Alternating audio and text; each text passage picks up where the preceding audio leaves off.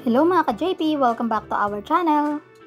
Ngayon, ipapakita ko sa inyo kung ano ang dapat gawin sa ganitong issue na inyong nakikita.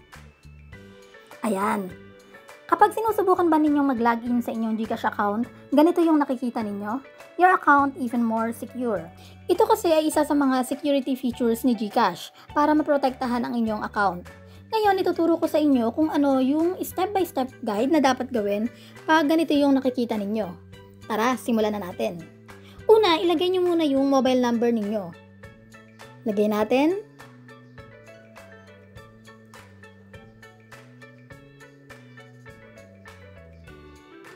Tapos i-click natin yung next.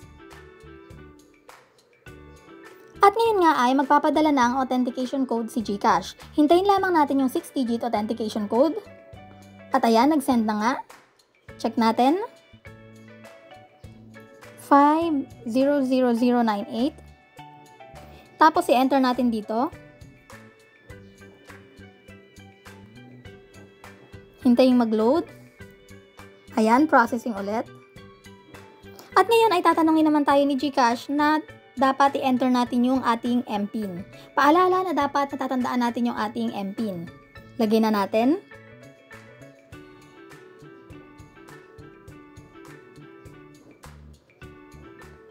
At ngayon nga makikita natin yung security update. It is here, introducing account secure. At meron dito munting paalala na ang phone na ito lamang ang pwedeng maka-access ng iyong GCash account. Ito nga yung sinasabi ko kanina dahil kasama to sa security feature ni GCash para mapangalagaan ang ating mga account. Kung ito ang phone na gusto mong i-register, tumuloy. Kung hindi, mag-login gamit ang phone na gusto mong gamitin. At since ito na nga yung ating gagamitin, pipiliin natin yung yes, register this phone. Click natin to. Ngayon, hintayin ulit natin dahil magpapadala ulit sila ng code. Ayan, na-receive na natin yung authentication code.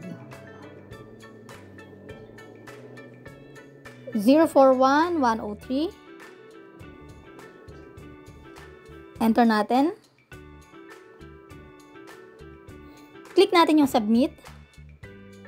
At processing. At ayan, nakita na nga natin. Congratulations, your account secure. Starting today, your GCash account can only be accessed through this phone. At tandaan natin na ito na yung device na nakalink sa ating account. Kung gusto naman natin mag-login gamit yung ibang device or phone, kailangan muna natin i-unregister ito dito sa mobile phone na to para malagin natin gamit yung ibang device. Punta tayo dito sa Go to Account Secure. At dito makikita natin kung ano yung phone na nakaregister. At kung sakaling hindi na ito yung gagamitin nating phone at sa ibang phone tayo maglalagin, kiklik lang ulit natin yung unregister phone para makapag-login naman tayo gamit yung ibang phone. Ngayon, makakapunta na tayo dito sa may dashboard. At ayan, tayo nga ay nakalagin na. Ito yung ating home. At meron tayong 52 pesos pa na balance. At ganyan lamang po mga ka-JP. Ngayon kung meron kayong mga karagdagang katanungan, mag-iwan lamang ng komento sa ating comment section. At sana po ang tutorial na ito ay nakatulong kahit paano. Huwag kalimutang mag-subscribe, like at i-hit ang notification bell para updated kayo sa mga latest tutorials. Thank you!